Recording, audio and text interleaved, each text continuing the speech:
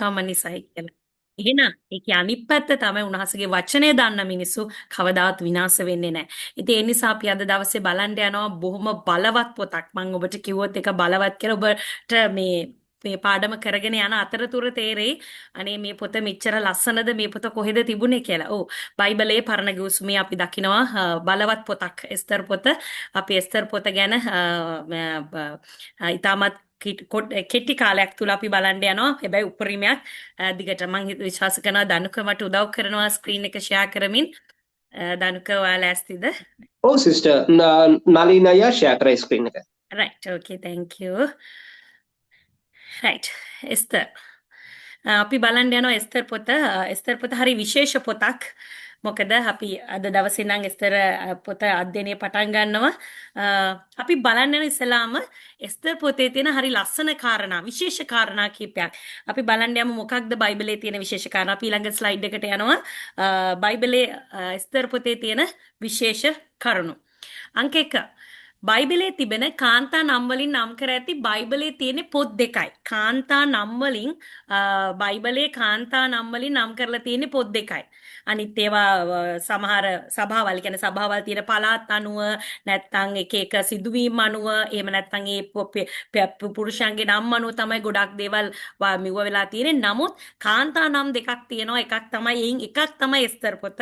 අනිත් පොතත් මම මේ ගමම්ම කියන්නම් ඔබගේ දැනගැන්ම පිණිස. අනිත් එක රූත්ගේ කතාව. ඔබ දන්නවා රූත්ගේ කතාවත් මේ කාන්තාවක්ගේ නමින් තියෙන පොත් දෙක එස්තර් පොත සහ රූත්ගේ කතාව. හොඳයි පරිච්ඡේද 10යි හරිම පහසුයි පරිච්ඡේද 10 10 10 වෙනි පරිච්ඡේදය හරිම කොටයි. ඉතින් අපි මේ පරිච්ඡේද 10 ගැන තමයි මේ සමාලෝචනයක යන්නේ. ඒ වගේම මේක හොඳට ඛණ්ඩ තියෙන පොතක්. ඒ කියන්නේ මොකද්ද? ඇත්තටම කිව්වොත් මේකේ තියෙන භෝජන සංග්‍රහයන් මේ පරිච්ඡේද 10ක් වුණාට භෝජන සංග්‍රහයනුත් 10ක් තියෙනවා. ඒ 10 මේ පොඩි පහේ මේ රෑ කෑමක් මේ පොඩි කෑමක් මේ එක වේලක කෑමක් එහෙම නෙමෙයි. බොහොම ලොකු ලොකු කතන්දරයක් තියෙනවා භෝජන සංග්‍රහයන් 10ක් ගැන. අපි නිකම් බලමු මොකද මේ භෝජන සංග්‍රහයන් 10 ගැන ඇයි දන්නවද බලන්නේ? මේ භෝජන සංග්‍රහයන් 10 තුල පරිච්ඡේද 10ම කවර් වෙන නිසා තමයි අපි මේ භෝජන සංග්‍රහයන් 10 ගැන බලන්නේ. අපි බලමු මොකද්ද පළවෙනි භෝජන සංග්‍රහය කියලා. අපි ඉස්සරහට යනවා. right භෝජන සංග්‍රහය 10 නම් අපි බලනවා. අහශ්වරෝෂ් රජු නිලධාරීන් සඳහා දින 110ක භෝජන සංග්‍රහය පැවැත්. ඔබ බය වෙන්න එපා මේ තාම යන්නේ අපි වටපිටාව. තාම පොත ඇතුළට ගියේ නෑ. තාම මේ යන්නේ වටපිටාව. අහශ්වරෝෂ් රජ කියන්නේ අපි මේ පොතේ කතා කරන ප්‍රධානම රජතුමා. එස්තර් බිසව එස්තර් බිරිඳ උනේ බිසව උනේ ඔහුගේ. ඉතින් අහශ්වරෝෂ් රජ ගැනත් අපි බලන්න යනවා. අහශ්වරෝෂ් රජ නිලධාරීන් සඳහා දින 180ක භෝජන සංග්‍රහයක් පැවැත්තුවා. වෙරෝෂ් රජ කියන්නේ පර්සියානු අධිරාජ්‍ය කාලේ ඔබ දන්නවා මම මීට කලිනුත් සමහරට සඳහන් කරලා ඇති අපේ මේ බයිබලයේ අධිරාජ්‍යයන් පහක් ගැන සඳහන් වෙනවා. අසිරියානු අධිරාජ්‍ය, පර්සියානු අධිරාජ්‍ය, බබිලෝනිය අධිරාජ්‍ය, ග්‍රීක අධිරාජ්‍ය සහ රෝම අධිරාජ්‍ය. රෝම අධිරාජ්‍ය ගැන අපි කවුරුද දන්නා මොකද යස්වංශ කුරුසපත් වෙන්නේ රෝම අධිරාජ්‍ය කාලෙදී. ඒ නිසා ඒක ගැන අපිට නිතර කනට හුරුයි. හැබැයි මේ අධිරාජ්‍යයන් පහ අතර තමයි බයිබලයේ හැමතිස්සෙම ලියුනේ. ඉතින් ඔයගොල්ලෝ දන්නවා අපේ ලංකාව ගත්තත් පෘතුගීසි ලන්දේසි ඉංග්‍රීසි මේගොල්ලන්ට යටත් වෙලා හිටියානේ අපිත් එක එක අධිරාජ්‍යයන් වලට යටත් වෙලා හිටියා. ඒ වගේ තමයි එදා ඊශ්‍රායලයත් අපි ගත්තාම එක එක අධිරාජ්‍යයන් වලට යටත් වෙලා සිටියා. දැන් මේ කියන සිදුවීම සිදුවෙන්නේ පර්සියානු අධිරාජ්‍ය කාලේදී. මේකේ බොස් තමයි මේ අහශ්වරෝෂ් රජ පොඩි පහේ රජ කෙනෙක් නෙමෙයි. රටවල් 127ක පාලනයක් තිබුණා වූ රජෙක් තමයි අහශ්වරෝෂ් රජ. ඉතින් මේ අහශ්වරෝෂ් රජ ගැන කතා කළාම රටවල් 127. ඔබ පොඩ්ඩක් හිතලා බලන්න දැනට ලෝකේ රටවල් කීයක් තියෙනවද කියලා. රටවල් 127ක්. ඔබ දන්නවද ඉන්දියාව කියන වචනේ බයිබලේ තියෙනවා කියලා? දැන් නැත්තම් එස්තර් එකේ එක කියවන්න. ඉන්දියාවේ සිට කූෂ් දක්වා රටවල් 127ක පාලනයක් කළා වූ රජෙක් තමයි අහශ්වරෝෂ්. පොඩි පහේ රජෙක් නෙමෙයි, right? පොඩි පහේ රජෙක් නෙමෙයි. රටවල් 127ක පාලනයක් තිබුණා වූ රජෙක් අහශ්වරෝෂ් රජ. ඔහු ඉතින් රටවල් 127ක මේ මොනවාද කීර්තිය ඒගොල්ලන්ගේ ඒ රටවල් 127 තිබෙන අලංකාරත්වය පෙන්වන්න දින 180ක් ගත වුණා. ඒගොල්ලන්ගේ නිලධාරීන් ප්‍රභූ පැලැන්තිය ගෙන්නලා එයාගේ අධිරාජ්‍ය තුල තිබෙන ලස්සන අලංකාරත්වයේ මනුෂ්‍යයන්ට පෙන්නවා. මේකට දින 180ක් ගියා. මේ මං කතා කරන හැමදේම එස්තර් පොතේ පළවෙනි පරිච්ඡේදයේ 1 2 සිට දැන් යනවා. ඔබට පුළුවන් මම මේ බයිබලයට සීමා නොවි ඔබට කතන්දරයක් විදිහට මේක කථානුසාරයෙන් යනවා. ඒක තමයි මෙතන සිද්ධ වෙන්නේ. රටවල් 180 දින 180ක් තුල රටවල් 127ක කීර්තිය පෙන්නවා. ඉතින් මේ පෙන්නද්දි දින 180ෙම භෝජන සංග්‍රහයන් පවත්වමින් තමයි මේ දේවල් කරේ. ඉතින් බලන්න පොත පටන් ගන්නෙත් කෑමෙන් පොත ඉවර කරන්නෙත් කෑමෙන්. ඊට පස්සේ අපි යනවා ඊළඟ අවස්ථාව. අපි ඊළඟ ස්ලයිඩ් එකට යනවා. ඊළඟ අවස්ථාව සූසාහි සියලු ජනයා සඳහා ආශ්විරෝෂ් රජ දින 7ක භෝජන සංග්‍රහය. දැන් මේ දන්න දින 180 රමන්ගේ රාජ්‍යයේ තියෙන කීර්තිය ගෞරවය මිනිස්සුන්ට පෙන්වුවට පස්සේ ඉතලා බලන්න කොච්චර ආඩම්බරයක්ද නේ. රටවල් එච්චර ගානක ගෞරවය. ඉතින් එක රටකට එක දවසකට වැඩි යන්න පුළුවන්. ඉතින් එක් රටවල් 127ක කීර්තිය පෙන්වන්න දින 180ක් ගත වුණා. ඒ දින 180 තුල ප්‍රභූවරු සියලු පැලැන්තියේ අනිත් පාලකයන්ට තමයි ඒක පෙන්වුවේ. ඒගොල්ලන්ටත් භෝජන සංග්‍රහයක් දුන්නා. ඊට පස්සේ මේ දින 7ක් සියලුම ජනයා ඒ කියන්නේ මේ සූසාහි හිටිය ඔහුගේ බලකොටු ප්‍රදේශය තුල සිටියා වූ දුප්පත් මිනිසයාගේ සිට සෑම මිනිසෙකුටම දින 7ක් පුරාවට හොඳ කෑමක් දුන්නා.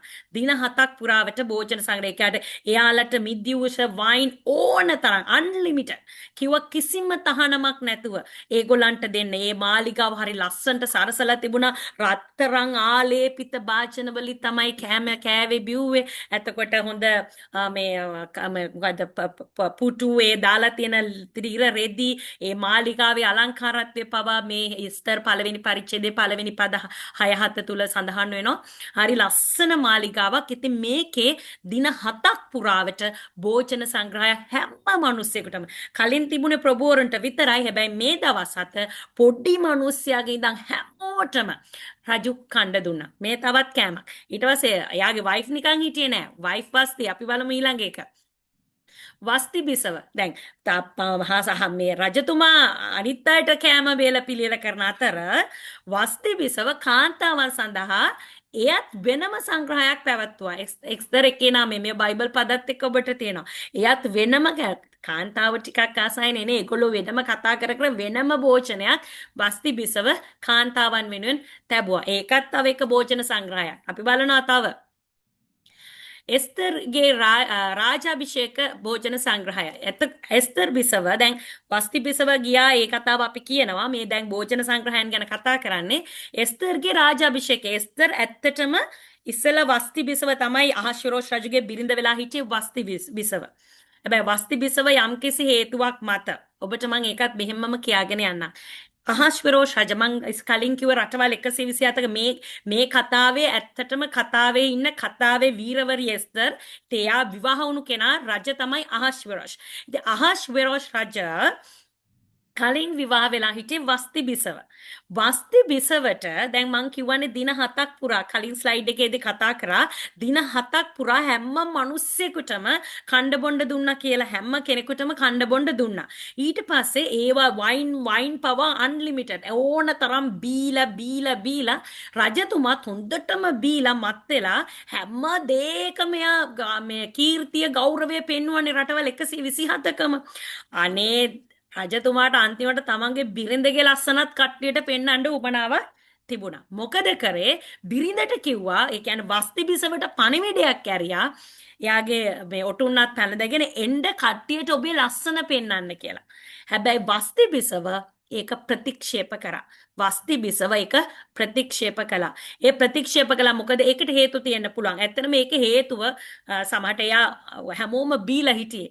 ඉතින් බීලා හිටපු තැනකට එයා දැන් කාන්තාවන්ට වෙනම සංග්‍රහයක් තිබ්බනම් ඔබ දන්නවා මේ කියන කතා කරන තැන වෙන කාන්තාව ලොකුවට හිටියා වෙන්න බෑ. ඒතර පුරුෂයන් ගොඩකට මේ බීලා මත් වෙච්ච පුරුෂයන් ගොඩක් මැදට වස්ති බිසවට එන්න කිව්වහම ඒ ප්‍රතිපත්ති අනුකූලව ඒ කිව්වා එන්න බෑයි කියලා. හැබැයි ඒ බෑයි කිව්වේ රජෙකුට. රජෙකුට කියන්නේ පොඩි පහේ රජෙක් නෙමෙයි. ඔබ දන්නවා මේ පොඩි පහේ මේ අපේ රටේ කතා කරන මහරජාණනී වගේ රජෙක් නෙමෙයි. මෙයා අධිරාජ්‍යයක් පාලනය කරපු රජෙක්. ඉතින් මෙයාට බැහැයි කීම ඇත්තටම ගන්න රාජද්‍රෝහී ක්‍රියාවක් ලෙස සලකනවා. ඉතින් රජට කරපු අගෞරවයක්. රජට අගෞරව කරන්න බෑ. රජට කරපු අගෞරවයක් නිසා ඇයව මොකද කරේ? ඒ දූරෙන් වස්ති බිසව දූරෙන් පළවා හැරියා. ඒ වෙනුවට තමයි එස්තර් බිසව රජකමට පත් වෙන්නේ. එස්තර් බිසව රජකමට පත් වෙන්නේ හරි ලස්සන විදිහට. ඇගේ කතාව හරිම ලස්සනයි. අපි ඇගේ කතාව ඉදිරියට බලන්න යනවා. ඇය වෙනුවට ඒ වේකන්සිය තමයි එස්තර්ට හම්බ වෙන්නේ.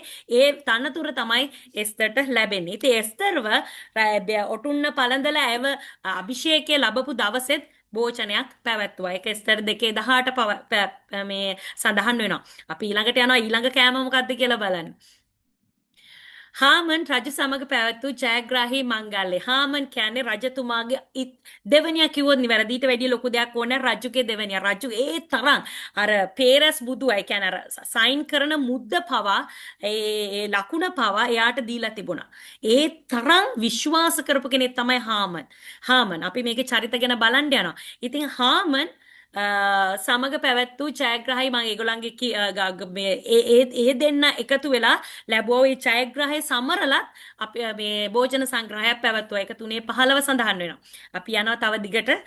මොකද අපේ රජුවා හාමන් සඳහා පැවැත්වූ එස්තරගේ පළවෙනි භෝජන සංග්‍රහය. පළවෙනි කියන්නේ එස්තර් මෙතන හරි ප්‍රඥාවන්ත කාන්තාවක් බවට පත්වන ඒ උපක්‍රම ගැන අපි ඉදිරියට කතා කරන්න යනවා.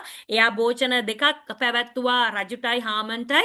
එකක් මේක අනිත් ඒක සඳහන් වෙනවා එස්තර් 5:4 සිට 8 දක්වා.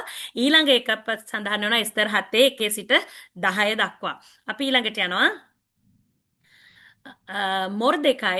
මොර්දෙකයිගේ රාජාභිෂේකයේ භෝජන සංග්‍රහය උසස් කරු ලැබීම. මොර්දෙකයි කියන්නේ හාමන්ගේ තැන මොර්දෙකයිට යනවා. අපි ඒ ගැන බලන්න යනවා. මොර්දෙකයි කියන්නේ සාමාන්‍ය යුදෙව්වෙක්. නමුත් ඔහුට රජුගේ දෙවනි තැන හම්බ වෙනවා. ඉතින් ඒකත් ලොකු උත්සවයක් විදිහට තමයි සමරන්නේ. ඒක එස්තර 8 වෙනි පරිච්ඡේදයේ සඳහන් වෙනවා.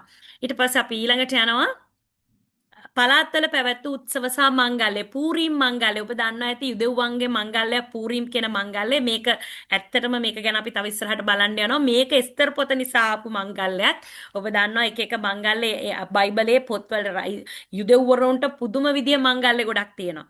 ඒ අතර පූරීම් මංගල්‍ය පටන් ගන්න. ඒ පූරීම් මංගල්‍ය ආරම්භය සනිටුහන් කරන්නේ එස්තර් පොතෙන්. මේ එස්තර් පොතේ සිදුවීම නිසා. ඉතින් ඒගොල්ලෝ මංගල්‍යයක් විදියට දිලිදුට දීලා තෑගි භෝග දීලා සමරන උත්සවයක්. ඉතින් ඒකත් පළවෙනි දවස් සමරන්නේ මේකෙදි. ඉතින් ඒක මාව ඇහෙනවද? ඔව් සිස්ටර් ඇහෙනවා. මං හිතන්නේ බ්‍රදර් කනෙත් පොඩ්ඩක් බලන්න ස්පීක් එක මට අපිට සිස්ටම් හොඳට ඇහෙනවා. රයිට් ඕකේ. අපි පළාත්වල පැවැත්වූ මංගල්‍ය. ඉතින් ඔය වගේ මංගල්‍ය ගොඩාක් කෑම වේලවල් ගොඩාක් එස්තර් පොතේ සඳහන් වෙනවා. හොඳයි අපි ඊළඟට යනවා මේ තව එකම එක කෑමක් තියෙනවා. කන එකේ ඔක්කොම කෑම ටික කමුකෝ. ශූෂාන්හි පැවැත්වූ උත්සව මංගල්‍ය. මේකෙන් තමයි මේ පොත ඇත්තටම අවසන් වෙන්නේ. 9 වෙනි පරිච්ඡේදයේ බැදභාගයේ සඳහන් වෙනවා. ඒකත් කෑමක්. ඔබට දැන් පේනවා ඇති ඔබ මුලින් ඉඳන්ම බැලුවොත් බයිබල් පද ටික එස්තර් පළවෙනි පරිච්ඡේදයේ ඉඳන් 9 වෙනි පරිච්ඡේදය දක්වා තිබ්බේ හොඳ කෑමක්. ඇත්තටම මේක හොඳ කෑමක්. අපි මේක බලන්න මේක හොඳ ආත්මික කෑමක්. ඔබ මේකට ආස වෙයි. ඇත්තටම දෙවියන් වහන්සේ කොපමණ උන්වහන්සේගේ දරුවෝ කෙරේ බලා සිටිනවද කියන එක හරියට හරි පැහැදිලිව පෙන්눔 කරන පොතක් තමයි එස්තර් පොත. අපි යන් ඉස්සරහට. රයිට් අනිත් එක තමයි මම කියවන විශේෂ කාරණාවක් තවක් යුදෙව්වරුන්ගේ පූරීම් මංගල්‍ය සඳහා සමරන විට මෙම පොත කියවනු ලබයි. අදටත් ඒගොල්ලන්ගේ උත්සවයක් තියෙනවා පූරීම් කියලා. ඔබට පේන ඇති පූරීම් යනු හේබ්‍රව් වචනයක්. ඒ තේරුම කුසපත් ඇදීම. ඇත්තටම මේක හාමන් කුසපත් ඇදුවා යුදෙව්වරුන් මරන්න. මම මේක බයිබලේ විග්‍රහ කරලා තාම බයිබලයට ආවේ නෑ. තාම මේ ඔබට වටපිට තමයි මේ පොඩ්ඩක් ඔළුව පොඩ්ඩක් මේ එස්තර් පොතට සමීප කරන්නයි මේ සූදානම. මොකද්ද වෙන්නේ? කුසපත් ඇදීමක් කරනවා. අර නිකන් අපි කියන්නේ මොනවාද මේ පසයට දානවා කියලා ඒ වගේ කුසපත් ඇදීමක් කරනවා. ඉතින් ඒකට එකක් තමයි හෙබ්‍රෝ වචනයක් තමයි ඒකට පාවිච්චි කරන මේ ඉතා ප්‍රීතිමත් උත්සවයක්. උත්සවයක් ඇත්තටම ප්‍රීතිමත් උත්සවයක්. එස්තර් පොත කියවීම, දුප්පතුන්ට දාන දීම, මිතුරන් අතර ආහාර වමාරු කර ගැනීම, විශේෂ භෝජන සංග්‍රහයන් පැවැත්වීම, තෑගි භෝග දීම මේ ඔක්කොම මේ පූරිම් මංගල්‍යයේදී සිද්ධ වෙනවා. ඉතින් එස්තර් පොත කියන්නේ මංගල්‍යයක්, යුදෙව්වන්ගේ මංගල්‍යයක් ආරම්භ කරන්නත් මුල් වුණා වූ පොතක්.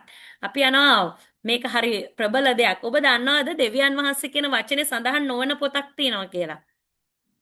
ඔබ අද බලන්න ඔබ පුළුවන් නම් මට බලලා කියන්න එස්තර් පොතේ දෙවියන් වහන්සේ නැත්තම් ස්වාමීන් වහන්සේ නැත්තම් උන් වහන්සේ ඔය වගේ දෙවියන් වහන්සේව ආමන්ත්‍රණය කරන නමක් බයිබලයේ කොතනකවත් දෙවියන් වහන්සේගේ නම සඳහන් වෙන්නේ නැහැ එස්තර් පොත තුල.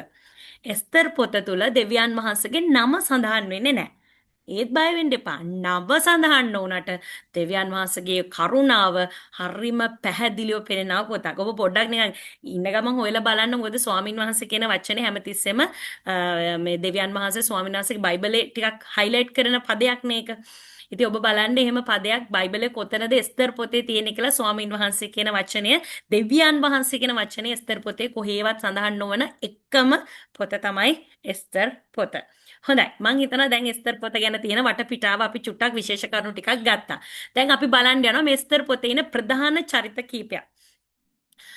මීට අනුචරිතක් තියෙනවා. ඒ කියන්නේ අර මේ අන්තපුර බාරව ඉන්න අය එහෙම තව නම් තියෙනවා. ගොඩාක් අර නපුංසකයන්ගේ නම් 10ක් එහෙම එතකොට හාමන්ගේ පුතා පුතුන්ගේ නම් 10 වල ඔහොම තියෙනවා. ඉතින් ඒව ඔක්කොම ඒවා ඇත්තට ප්‍රධාන දේවල් නෙමෙයි. නිකන් සඳහන් වෙන නම් නිසා ඒ නම් දැම්මේ නෑ. ප්‍රධානම චරිතක තමයි එස්තර්.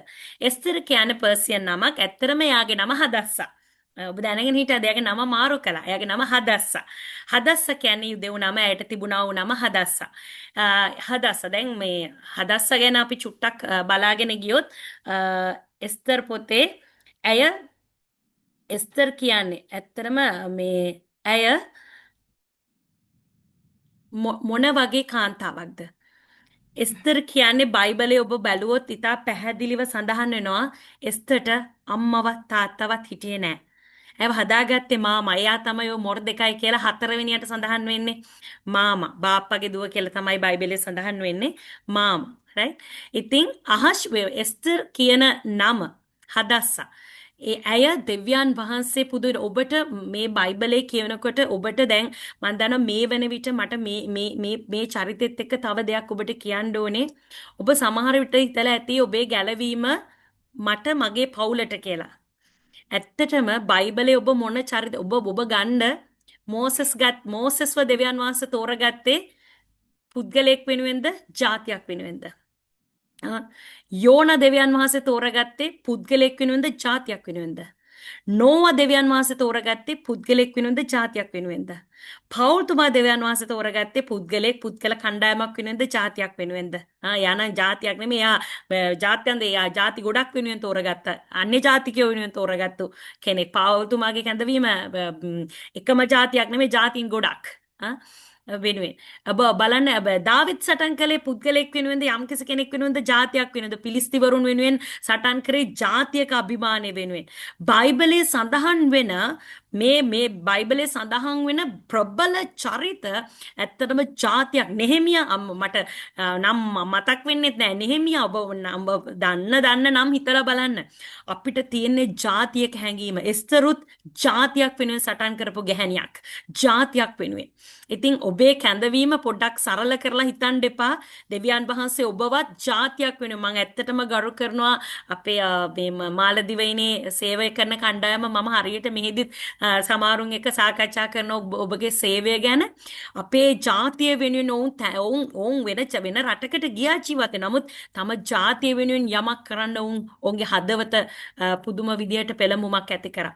ඉතින් එස්තර් කියන්නේත් ජාතියක් වෙනුවෙන් හඬක් නගපු කෙනෙක්. තමන්ට නම් හොඳට කාලා බීලා රජමැදුරේ ඉන්න ඒ තරම් chance එකක් තවත් නැහැ. තමන් වෙනුවෙන් විතරක් හිතපු කෙනෙක් නෙවෙයි. ඒ ජාතියක් නියෝජනය කරා. හැබැයි අම්මා තාත්තත් නැති ඇත්තටම ගොත් අසරණ කාන්තාවක් අසරණ කෙල්ලෙක් අම්මෙක් තාත්තෙක් නැතුව මාමා කෙනෙක් යටතේ හැදුණු සාමාන්‍ය ගමක වැඩපොළ කරලා හැදුණු අහිංසක ළමෙක්. හැබැයි දෙවියන් වහන්සේ ගිනිච්ච දුර හිතා ගන්න බෑ. හැබැයි ඒ දුර ගිනිච්චට පස්සේ ඔබ හැමතිස්සෙම හිතන්න දෙවියන් වහන්සේ ඔබව යම්කිසි තැනකට ගෙනියන්නේ නිකන් නෙමෙයි. දෙවියන් වහන්සේට හැමතිස්සෙම සලස්මක් තියෙනවා. අලංකාර සලස්මක් තියෙනවා. ඊළඟ එක්කෙනා තමයි අහශ්වරෝෂ. අපි මේවා බයිබල් පදත් එක්ක යන නිසා මම පොඩි පොඩි සඳහන් කිරීම එක්ක යනවා.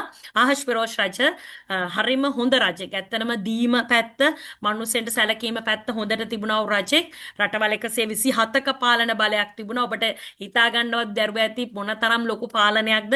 සමහරු එක රටක් පාලනය කරලා අම්මෝ කොහොමද හැසිරෙන විදිය. නමුත් ඔහු රටවල් 127ක ඔහු අධිරාජ්‍යයේ බලයක් තිබුණා වූ කෙනෙක්. ඉතින් අහශ්වරෝෂ රජ ඊළඟ එක නා වස්ති තමයි එස්තර් බිසවට කලින් අහශ්වරෝෂ රජගේ බිරිඳ.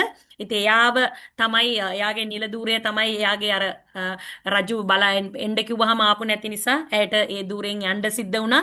ඒ වෙනුවට තමයි එස්තර් බිසව ආවේ. මොර්දෙකයි කියන්නේ ඇත්තටම හදස්සව හදාගත්ත කියන්නේ එස්තර් බිසව හදාගත්තා වූ එයාගේ මාමා. ඉතින් ඒ වගේම හාමන් කියන්නේ මේ චරිත කතාවේ දුෂ්ටයා. ඔබ ෆිල්ම් එකක් බැලුවා දුෂ්ටයෙක් ඉන්නවනේ නේ. හා රයිට්. මේ කතාවේ දුෂ්ටයා ඇත්තටම හාමන්. හාමන් තමයි දුෂ්ටයා. වස්ති බිසව නෙමේ. අය දෙවියන් වහන්සේගේ සැලස්මෝඩ එතනින් ඇයට අයින් වෙන්න සිද්ධ වුණා. නමුත් මෙතන කාටවත් වඩා මෙතන ඇත්තටම මේ කතාව තුල ඉන්න දුෂ්ටයා විදියට සලකන්නේ හාමන්. අපි යමු ඉස්සරහට. ඇතුළත් කරුණු සංක්ෂිප්තව ඒ කියන්නේ කෙටියෙන්. අපි යනවා බයිබලයේ තියෙන කරුණු කෙටියෙන්. එස්තර් ප්‍රමුඛ ස්ථානයට පත් කරනු ලැබීම. මේක තමයි එස්තර් 1:1 සිට 2:20 දක්වා. අද පරිච්ඡේද දෙකක් අපි පුළුවන් තරම් උපරිම කාලයක් දැනට පැය භාගයකට ආසන්න කාලයක් ගිහින් තියෙනවා. හැබැයි පුළුවන් තරම් කාලයක් අපි උත්සාහ කරනවා අද දවසේ පරිච්ඡේද 1-2 කවර් කරන්න. එතකොට තමයි අපි හිතන කාලය තුල අපිට මේ අධ්‍යයන කටයුතු ටික අවසන් කරන්න පුළුවන් වෙන්නේ. ඉතින් එස්තර් ප්‍රමුඛ ස්ථානයට පත් කරනු ලැබීම එස්තර් පළවෙනි පරිච්ඡේදයේ පළවෙනි පදයේ සිට දෙවෙනි පරිච්ඡේදයේ 20 වෙනි පදයේ දක්වා තියෙන්නේ එස්තරව ඒ තැනට ආපු විදිය. ඉතින් මම ඔයගලන්ට ඉතාමත් ආදරෙන් කියනවා ඔබ එස්තර් පොත කියවන්න. කම්මැලි නෑ පොඩ්ඩක්වත් කියවන්න. මේ පොත හරි ලස්සන පොතක්. මම ඔබගෙන් ඉල්ලන ඔබ මේ පොත කියවන්න. ඔබ මේ පොත කියවද්දි තමයි මේ කරුණ ඔබේ ඔළුවට යන්නේ. ඉතින් මේ සිස්ටර් කියන්නේ මෙතන ගැන මේ මෙතන ගැන අන්න එහෙම. ඒ වගේ ඔබ පොඩ්ඩක් කියවලා එන්න ඔබට තේරෙනවා දැන් අද 1-2 පරිච්ඡේද ඉවර කරනවා වගේම ඊළඟ සතියේ අපි 3-4 පරිච්ඡේද ඉවර කරන්න යනවා. ඉතින් ඔබ මේවා කියවලා ආවහම ඔබට හරි ලස්සනට ඒවා සිස්ටම් එකට ඔළුවට වැටෙන හොඳට මොලේ රෙජිස්ටර් වෙනවා මේ මොනවාද මේ කියන්නේ කියලා. ඒ නිසා මම බොහොම ආදරෙන් ඉල්ලනවා පරිච්ඡේද අද 1-2 අපි ඉවර කරනවා 2-3 ඊළඟ සතියේ 1-2 සිට 4 වෙනකම්ම කියවලා එන්න ඒක ඔබට වඩා පහසු වේවි. හොඳයි අපි යනවා ඊළඟ එක. right okay අපි යනවා රාජු විසින් වස්ති රැචින ධූරයෙන් පහ කිරීම. ඔබ දන්නවා කවුරු හරි එළියට යන්න ඕනේ කවුරු හරිට කාට හරි පාරක් හැදෙන්න. ඉතින් වස්ති රැචින ධූරයෙන් පහ කරා. ධූරයෙන් පහ කළා. වස්ති රැචින ධූරයෙන් පහ කළාට පස්සේ තමයි එස්තර් බිසව ආවේ. ඉතින් මේක ගැන සඳහන් වෙනවා. අපි දැන් මේක එකේ සිට පොඩ්ඩක් බලන්න යනවා. දවස් 107 දැන් මේ රජු විසින් වස්ති රැචිනව ධූරයෙන් පහ කිරීම. දැන් අපි මේක තමයි බලන්න යන්නේ. දැන් ඔබ මේ කතාව හොඳට මතක තියාගන්න. මම ඔබට අන්තිමට වීඩියෝ එකක් පව පෙන්නන්න යනවා. මොකද මේ කතාව සම්පූර්ණයෙන්ම ඔබේ මනසේ රැඳවන්න මට උවමනාවක් තියෙනවා. දවස් 187ක් පුරා රජු විසින් උත්සවයක් පැවැත්වීම. ඇත්තටම රජු දවස් 187ක් පුරාවට මම කිව්වා 180ක් වෙනම කණ්ඩායමකට. හැබැයි දවස් 187ක් මුළු පුංචි මිනිස්සයාගේ ඉඳන් තව දවස් 7ක් අමුතුවෙන් දුප්පත් මිනිස්සයාගේ ඉඳන් පොඩිම මිනිහට දක්වා උත්සවය පැවැත්තුවා. ඉතින් හිතලා බලන්නකෝ ඔබ කවුරු හරි දැන් මම මාලදිවයිනේ ජනාධිපති නම් දන්නේ නැහැ. මේ අපේ රටේ කවුරු හරි අරලියගහ මන්දිරේ කෑමකට එහෙම කතා කරලා තියෙනවද මේ අපේ රටේ ප්‍රධානී රාජ්‍ය මේ අපේ රටේ විතරක් ප්‍රබලයා වෙලා එහෙම කතා කරලා නැහැ නේ. හැබැයි පොඩ්ඩක් හිතලා බලන්න මේ රජා ඇත්තටම හොඳ රජෙක්. එයා පොඩි මිනිස්සයාගේ ඉඳන් හැමෝටම කෑම බීම දුන්නා. ඔබ මේක කියවලා බලන්න. ඒ භෝජන අල්ලන අයට කියනවා කිසිම කෙනෙකුට ලිමිට් කරන්න එපා. ඕන තරම් ඇත්ති තරම් බීලා වැටෙන්න හරි ඕන තරම් දෙන්න. දැන් ඔයගොල්ලෝ හිතන ඇති සිස්ටර් මේ බොණ්ඩ බයිබලේ කියන බයිබලේ තියෙන දේ මං කියන මම බීමත්කම හරි කිව්වා නෙමේ. ඔය ඒ උත්සවවල දැන් වයින් කියන්නේ මොනවද? දැන් ඔබට තව රසබර කතා ඇති වෙයි. වයින් කියන්නේ මොනවද? වයින් කියන්නේ මත්ද්‍රව්‍යයක්ද? දැන් ඔබට ප්‍රශ්නයක් තියෙනවා. ඔව් වයින් කියන එක කොටස් දෙකකින් යුක්තයි. දැන් මම විශ්වාස කරනවා යේසුස් වහන්සේගේ පළවෙනි හාස්කම මත්ද්‍රව්‍ය සෑදීම නොවේ කියලා. ඔබ දන්නවා යේසුස් වහන්සේගේ පළවෙනි හාස්කම වතුර විද්‍යුෂ කිරීම, වයින් කිරීමනේ. ඉතින් ඔබ හිතනවාද උන්වහන්සේගේ පළවෙනි හාස්කම විදිහට කට්ටියට බීලා මත් වෙන්නයි වැඩේ සැලැස්වීමයි උන්වහන්සේගේ පළවෙනි හාස්කම කියලා? නැහැ. වයින් කියන එක ඇත්තටම කොටස් දෙකකින් යුක්තයි. ඇත්තට මද්යසාර කියන්නේ ටිකක් පල්වීමෙන් හදන ක්‍රමයක් එක්ක ඒක කොටස් දෙකකට බෙදෙනවා. ඉතින් ඒ නිසා මේක නම් හොඳට මත් වෙන්න ඒක බයිබලයේ පැහැදිලිවම කියනවා අහශ්වරෝෂ රජා හොඳට බීලා මත් වෙලා තමයි වස්ති බිසවට එන්න කිව්වේ කියලා. එතකොට මෙතන ඒකලෝ සැරබීමක් පාවිච්චි කරා. මේක උත්සවයක්, රජු කෙනෙක්ගේ උත්සවයක්, සාමාන්‍ය විදිහට පවත්වන උත්සවයක්. ඉතින් ඒක සිද්ධ වුණා. ඊට පස්සේ ඒක 1 සිට 9 දක්වා ඔබට මේ බයිබලයේ මේ ළඟ තියාගෙන ඔබ මේ මගේ හඬත් සමග බයිබලෙත් එක්ක යනවා නම් ඔබට ඉතාමත් පැහැදිලි වෙනවා ඇති ඉන්දියාව කියන වචනේ ඔබ ඉස්සෙල්ලාම බයිබලයේ දකිනවා. තවද ඉන්දියාව පටන් කූෂ් දක්වා රටවල් 127ක් කෙරේ රජකම් කළ අහශ්වරෝෂ රජුගේ දවසේදී මෙසේ සිද්ධ විය. ඒකෙන් තමයි පළවෙනි පදය පටන් ගන්නෙ. ඉතින් ඒක සිට 9 දක්වා ඔබට තේරෙනවා ඇති ඒ ආහාර භෝජන සංග්‍රහය තිබ්බ විදිය, ඒ මාලිගාව තිබ්බ විදිය, මාලිගාව හදලා තිබ්බ විදිය, ඒ මාලිගාවේ තිබෙන අලංකාරත්වය, බොණ්ඩ දීපු වාචනවල විදිය, ඒ මේ කවුච් එක කියන්නේ පුටු ගැන, ඒ ඔක්කොම ගැන තමයි 1 සිට 9 දක්වා සඳහන් වෙන්නේ ඒ භෝජන සංග්‍රහයන් ගැන. සඳහන් වෙනවා. ඔබට මම ඒක කියාගෙන 9 වෙනි පදයෙන්ම මම ඉවර කරන්න. 9 වෙනි පදේ වස්ති බිසවද අහශ්වරෝෂ රජුට අයිති මාලිගාවේදී ස්ත්‍රීන්ට මංගල කෑමක් දුන්නා. ඉතින් ඒක තමයි 9. ඉතින් එතන දක්වා ඔබ දන්නවා මේ 9 වෙනි පදේ දක්වා තියෙන්නේ ඒ ආහාර පාන සහ ඒ රජ මාලිගාවේ තියෙන විස්තර. ඒ ආහාර පාන දුන්නේ කොහොමද? මේ රජ මාලිගාවේ අලංකාරත්වය මේ ටික තමයි 1 සිට 9 දක්වා මේකේ තියෙන්නේ. ඉතින් ඔබ කියවන්න. ඔබට අමාරු තැන් තියෙනවා නම් ඔබ මන් දැක්ක අපිට WhatsApp group එකක් තියෙනවා. ඔබ දාන්න. ඔබට ප්‍රශ්න තියෙනවා නම් අහන්න. කිසිම විටක ප්‍රශ්නයක් තියාගෙන ඉස්සරහට යන්න එපා. ඔබට මොකක් හෝ ප්‍රශ්නයක් ඔතනක හරි ගැටලුවක් තියෙනවා නම් ඔබ මට ලියන්න. පර්සනල් ලියන්නත් පුළුවන්, group එකේ ලියන්නත් පුළුවන්. ඒකේ ප්‍රශ්නයක් නැහැ. ඊට පස්සේ අපි ඊළඟ එක වස්ති බිසව දූරෙන් පහ කරනු ලැබීම.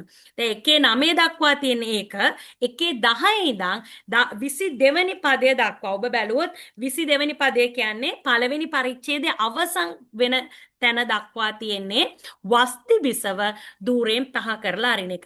ඔබ දන්නවා නිලයකට පත් කරනවායි නිලයක බැහැර කරනවායි කියන එක නිකන් දෙකක් දීලා එළියට යන්න කියලා එහෙම පහ කරන්න බෑ. ඇයව මොකද කරන්නේ? ඇයට විරුද්ධව කාරණාව මොකක්ද කියලා හොයන්න ඕනේ. ඉතින් අහශ්වරෝෂ රජාත් ඒකට අදාළ ප්‍රභු කණ්ඩායමකට ගියා. ඇය මෙහෙම කරා. ඇය මගේ නියෝගය ප්‍රතික්ෂේප කළා. ඔබ මේක 10 වෙනි පදේ ඉඳන් ඔබ කියවොත් මම කියන දේවල් බයිබලයේ වචන වලින්ම තියෙනවා. ඇය ප්‍රතික්ෂේප කරා. එහෙනම් ප්‍රතික්ෂේප කරා නම් ඇයට දඬුවමක් තියෙනවා. මොකක්ද ඇයට කරන්න? ඊට පස්සේ තමයි ප්‍රඥාවන්තයෝ එකතු වෙලා කියනවා ඇය මේක කරේ. හිතන්නකෝ දැන් මේක මාර ලැජ්ජාවනේ. පොඩ්ඩක් හිතලා බලන්න. එච්චර ප්‍රබල රජෙක්, රටවල් 127ක් අල්ලපු රජෙක්, හරිද? තමන්ගේ බිරිඳ කීකරු නැහැ කියනකොට පොඩ්ඩක් නිකන් දැනනවා නිකන් අපෝ සවුත්තුයි වගේ නිකන් හිතනානේ. එච්චර ලොකු ප්‍රබලයකට තමන්ගේ වයිෆ් කීකරු නැහැ කිව්වාම දැන් අර හොඳ ලස්සන කතාවකුත් මම දැක්ක මේ ලෝකේ පාලනය කරන්නේ කැරපොත්තා කියලා. කොහොමද ඒක උනේ?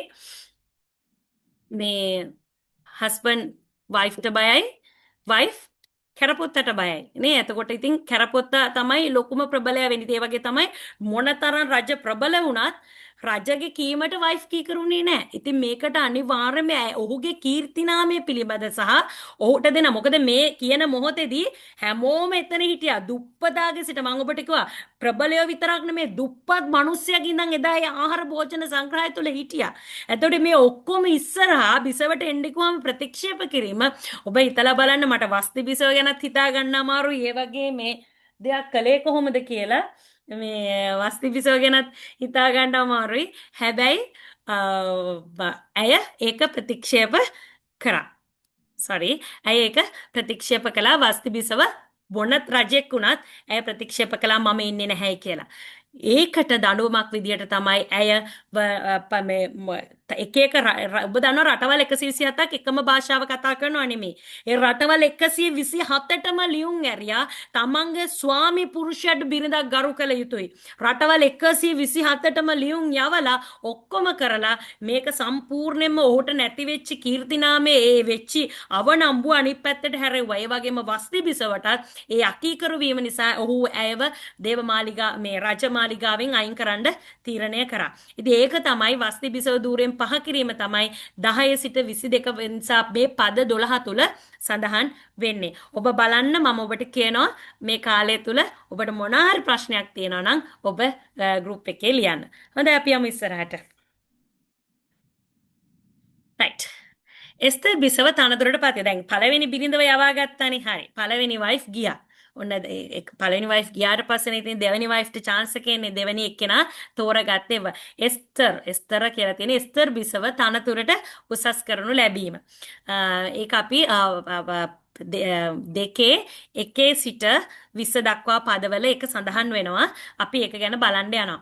නව බිසවක් පත් කර ගැනීමට කළ යෝජනාව. දැන් පළවෙනි වයිෆ් ගියා.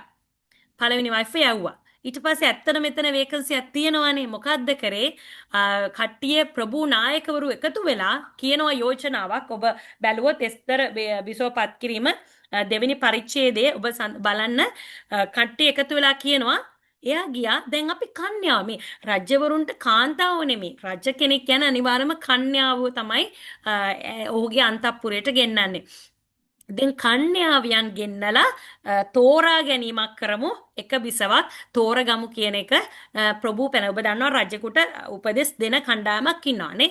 රාජ්‍යාංශය ඔබ දන්නවා ඕනම රජෙක් ඕනම රාජතාන්ත්‍රික පුද්ගලයෙකුට උපදෙස් දෙන කණ්ඩායමක් ඉන්නවා. ඒ වගේ තමයි මේ රජාටත් උපදෙස් දෙන මේ නීතිය රටේ සියලු දේ දන්න කෙනෙක් කණ්ඩායමක් ඉන්නවා. ඒගොල්ලෝ කියනවා දැන් වස්ති බිසව ගියා. දැන් ඔබට දැන් අපි අලුත් කන්‍යාවයන් කණ්ඩායමක් මේ රටවල් ඉතින් ඔච්චර රටවල් වල කොහොම තෝරගන්න බැරිද? ඔබ පොඩ්ඩක් හිතලා බලන්න මේ වස්ති බිසවට ආපු chance එක මේ හදස්ස කියන අම්මා තාත්තා නැති මාමා විසින් පුංචි කාලේ ඉඳන් බබිලෝනි අධිරාජ්‍යයේ වහල්භාවයෙන් බිරිකුණා වූ තැළුණා වූ පරම්පරාවකින් ආවා වූ දරුවෙක් හැටියට ඔබ පොඩ්ඩක් හිතලා බලන්න රටවල් 127ක කින් කන්‍යාවියන් අරගෙන ඇවිල්ලා ඔබ පොඩ්ඩක් හිතලා බලන්න ඇයට ලැබුණු අවස්ථාව පොඩි පහේ අවස්ථාවක්ද මේක කියලා. නව බිසව එක තමයි මං කිය දෙවියන් වහන්සේ කියන නම සඳහන් වෙන්නේ ඒක හරි.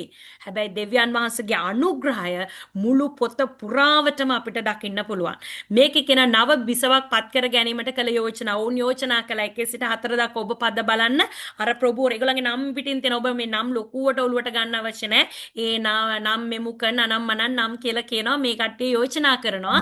එයාලට බිසවක් අපි කන්‍යාවියන් ගෙන්නගෙන අපි ඔබට ගැලපෙන කෙනා ඔබ තෝරගන්න කියලා යෝජනා කරනවා. ඊළඟ එක තමයි එස්තර් අන්තපුරයට රැගෙන යාම. ඔබ දන්නවා මේ රජවරුන්ගේ බිරින්දෑවරුන්ට යන්න තැන තමයි අන්තපුරය. ඉතින් අන්තපුරයට අරන් ගිය සිද්ධිය තමයි තියෙන්නේ එස්තර් 2:5 සිට 11 දක්වා. ඇය කැමැත්තෙන් යනවා නෙමෙයි ඇත්තටම ඇයව රැගෙන යනවා. ඇයව හොයා ගන්නවා. ඇයව රැගෙන යනවා.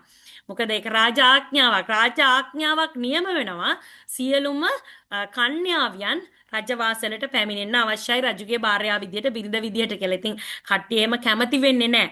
ගොඩක් අය අකමැත්තෙන් අරගෙන එනවා. සමහරු කැමැත්තෙන් එනවා, සමහරු අකමැත්තෙන් එනවා. මොකද රජගේ බිරිඳ වුණත් හැමෝම කැමති කියලා හිතන්න බෑ. ඉතින් බලෙන් එක්කන් එනවා. ඉතින් එස්තරුත් එක් කරගෙන ආවා. එස්තර් කියන්නේ ඇත්තටම මේ වෙද්දි හදස්සව එක් කරගෙන එනවා. 5 සිට 11 දක්වා මේ පදවල ඒ ගැන සඳහන් වෙනවා. 5 ඉඳන් ඇගේ ජාතකේ හිටන් සඳහන් වෙනවා. අපි 2 වෙනි පදේ ගත්තොත් බබිලෝනියෙහි රජු නෙබුකද්නේසර් විසින් අල්ලාගෙන ගිය යුදාහි රජු යකෝනිකා සමග ගෙන යනු ලැබූ අය අතරේ යෙරුසලමෙන් ගෙන යන ලද බෙන්ජමින් වූ කිෂ්ගේ පුත්‍රයා වන ශිමෙයාගේ පුත්‍රයා වන යායිර්ගේ පුත්‍රයා වන මොර්දෙකයි නම් වූ. ඔබ පොඩ්ඩක් මේ නම් ගැන ලොකුවට හිතන්න එපා. මොකද මේ නම් අපිට හුරු නම් නෙමෙයි. ඊටත් වඩා මෙතන සඳහන් වෙන ඔබ පොඩ්ඩක් හිතලා බලන්න අපි හැමතිස්සම මේ හාමන් ගැනත් කියන හගාගේ හම්මෙතාර්ගේ පුත්‍ර වූ හාමන්. මේ නම් ඔක්කොම දාන්නේ ජාතකෙත් එක්ක. බයිබලේ හරි විශේෂයි. අපි මොනවා කළත් අපේ තාත්තලගේ නම් එක්ක තමයි බයිබලේ නම් සඳහන් වෙන්නේ. ඉතින් මෙතනත් මේ මෙච්චර සඳහන් වෙන්නේ බෙන්යමීන්ගේ කීෂ්ගේ පුත්‍රයා වන ශිමෙයාගේ පුත්‍ර වූ යායිර්ගේ පුත්‍රයා වන මොර්දෙකයි නම් වූ යුදෙව්වෙක් ශූෂන් බලකොටුවේ සිටියේය.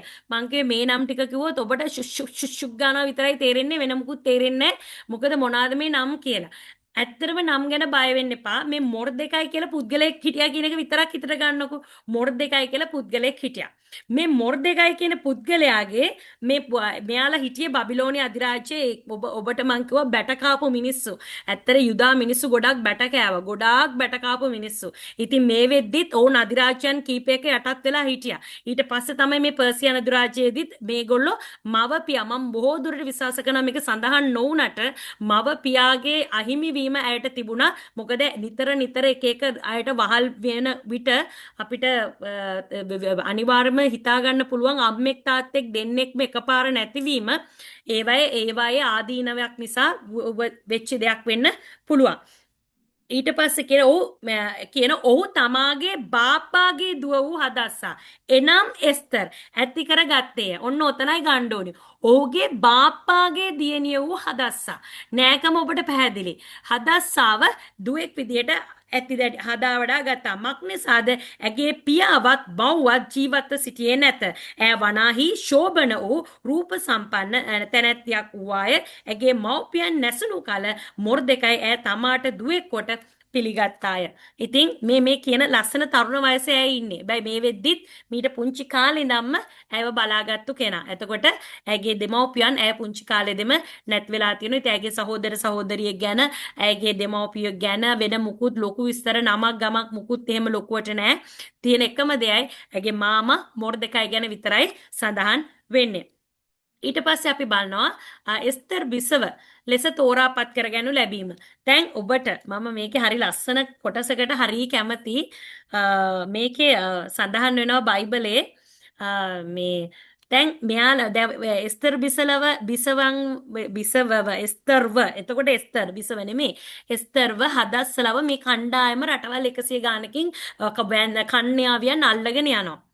මේ අල්ලගෙන ගිහිල්ලා මොකද කරන්නේ?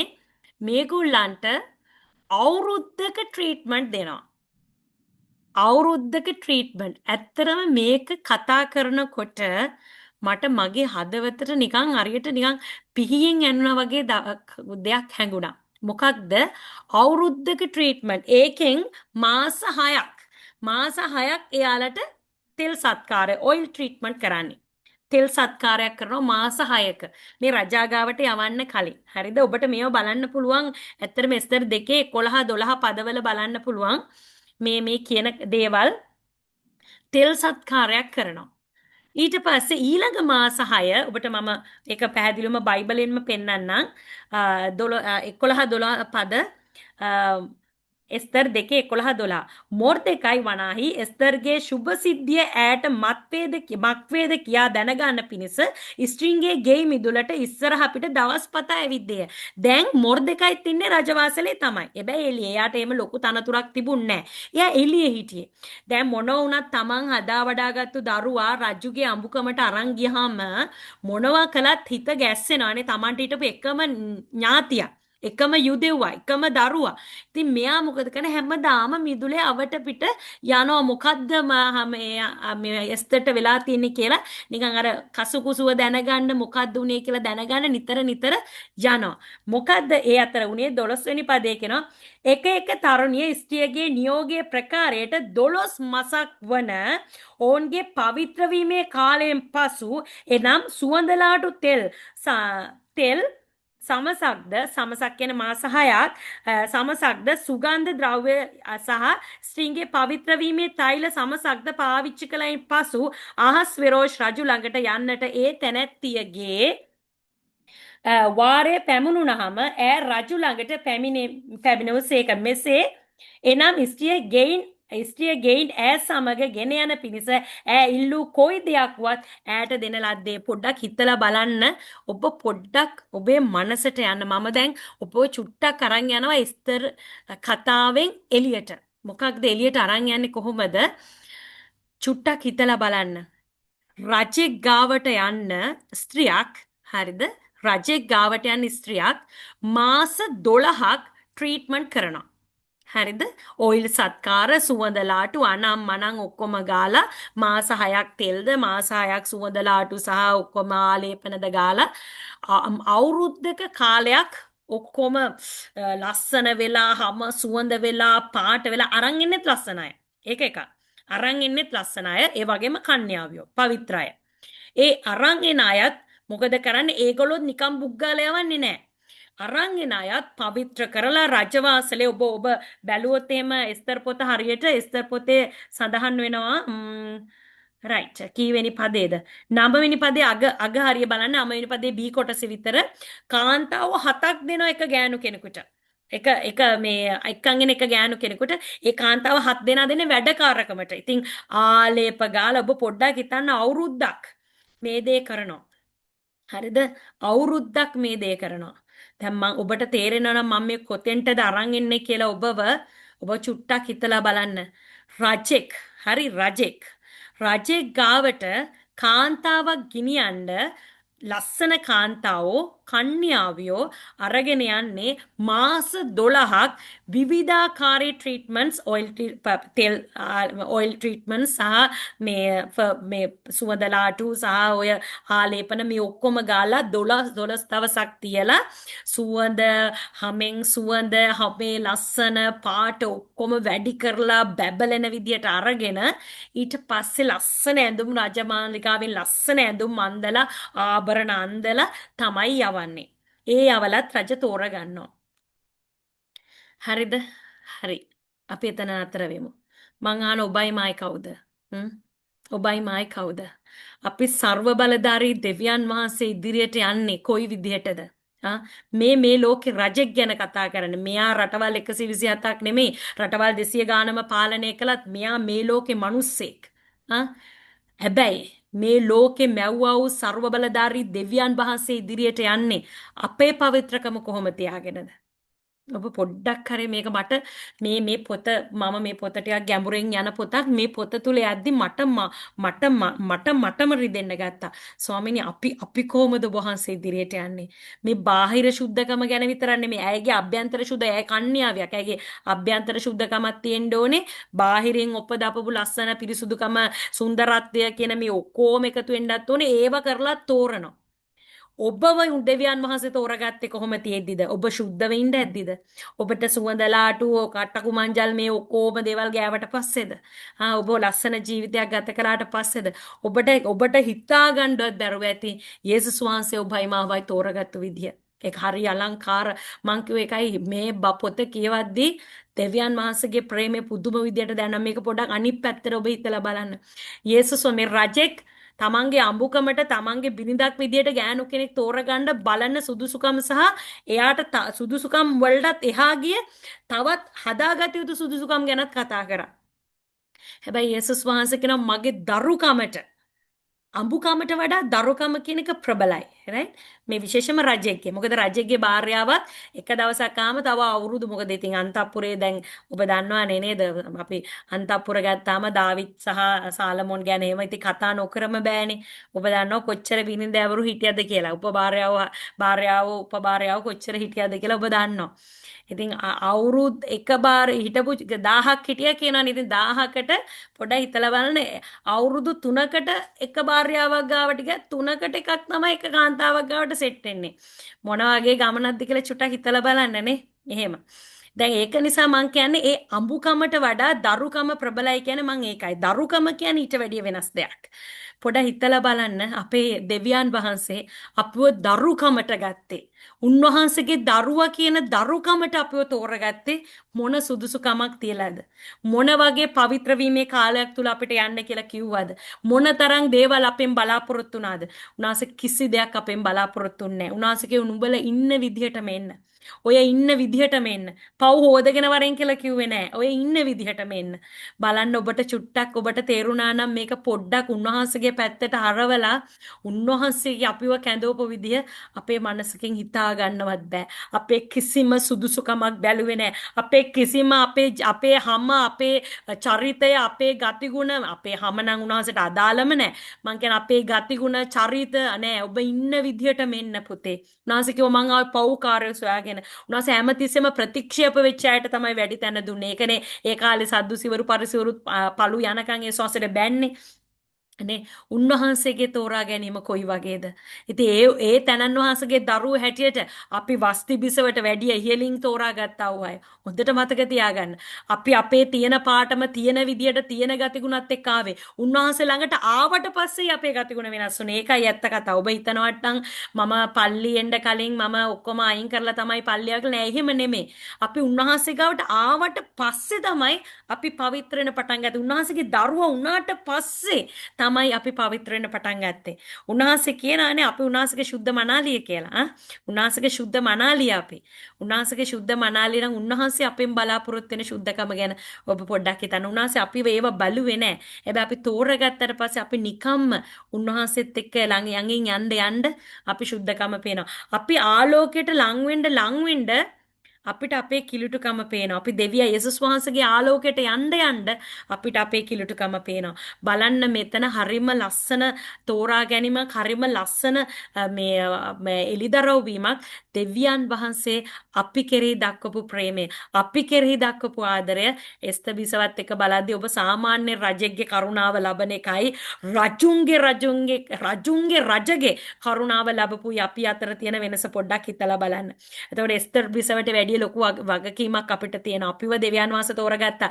ඇත්තටම අහස්වෙරෝස් රජව දෙවියන් වහන්සේ ඇත්තටම එස්තර බිසවව අහස්වෙරෝස් රජගේ භාර්යාව කොට දුන්නා. ඒ නිකන් නෙමෙයි. රාජ්‍යක ගැලවීම උදෙසා. අද දවසේ මම ඔබට යොමුවක් දරනවා. අද දවසේ මම ඔබට ඉලක්කයක් දෙනවා. දෙවියන් වහන්සේ ඔබව තෝරගත්තා නම් ඔබටත් ජාතියක නියෝජනයක් තිබෙනවා. ඔබ ඇත්තරම චුට්ටක් හිතලා බලන්න. දැන් මේ කාලේ අපි ඇත්තරම මේ දැන් ගොඩක් අය විශේෂම මේ අපි ඉන්න ඩුබයි දේශයේ යුද්ධ තිබුණු රටක් නෙවෙයි. හැබැයි දැන් එක අපිටත් සද්ද ඇහෙනවා මේ ජනෙල් පවා සෙලවෙනවා. එහෙම එක සද්ද ඇහෙනවා. සමහර දේවල් ඇස්වලට දකිනවා. එහෙම තියෙනවා. ඉතින් ඔබ දන්නවා අපි මේ ඉන්නේ මොන වගේ කාලයකද කියලා ඔබ ඇහුවොත් ඔබ හොඳටම දන්නවා බයිබලයේ නෝවට පොරොන්දුවක් දෙනවා ආයි ජල ගැල්මකින් නම් මේ ලෝකෙ විනාශ කරන්නේ නැහැ කියලා. ඒකට සංකේතයක් විදිහට ඔබට මතක ඇති දේ දුන්නේ ඒකට සංකේතයක් විදිහට මං ආයි ජලයකින් මේ ලෝකෙ විනාශ කරන්නේ නැහැ. ඔබ දන්නවා නෝවගේ කාලේ මේ මුළු දේශය මුළු ලෝකෙම උන්වහන්සේ ජල ගැල්මෙන් යට කළා. ජලයෙන් යට කරලා ඒ ධර්මිෂ්ඨ පවුල විතරක් ඉතුරු කළා. ඒ පවුලෙන් ආපහු මේ දේශය ඇති වෙන්න සැලැස්සුවා. එතකොට ඒකෙදි හැම මිනිස්සෙක්ම විනාශ වුණා එයාගේ පවුල ඇරුණුකොට. හැම ෂේම් හාමි අපෙත් එයාගේ දරුවෝ 3 දෙනා ඇරුණුකොට දරුවෝ 3 දෙනා එයාගේ භාර්යාව 3 දෙනා සහ නෝවා සහ නෝවාගේ බිරිඳ මේ 8 දෙනා ඇරුණුකොට අනිත් ඔක්කොමලම විනාශ වුණා. හැබැයි දෙවියන්ස එදා පොරොන්දුවක් දෙනවා මම ආයි මේක මේ වතුරෙන් විනාශ කරන්නේ නැහැ කියලා. හැබැයි ඒ වගේම මේ බයිබලයේ සඳහන් වෙනවා ඊළඟ විනාශය පැමිණෙන්නේ ගින්නෙන් කියලා. ගින්නෙන් කියලා. ඔබ පොඩ්ඩක් නතර වෙලා චුටක් හිතලා බලන්න. ගින්නෙන් කියලා මේ ගින්නෙන් විනාශ වෙනවා කිව්වහම මේ ලෝකේ භූමි තෙල් දාලා ගිනි තියන්න බෑනේ නේ. අපි දන්න ගින්නනේ. භූමටුල්ලක් දාලා පොල්ලත්තක් දාලා එවිලි කරලා ගිනි තියන්න බෑනේ නේ. දැන් අද මේ කාලෙ වෙද්දී අපි කතා කරනවා නියුක්ලියර් ගැන නේ. නියුක්ලියර් ගැන කතා කරනවා.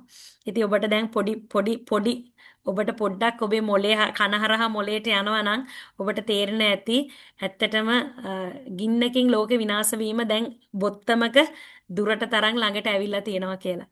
අපි තාමත් මොනවද කර ඉන්නේ කියන එක අපිට ප්‍රශ්නයක්.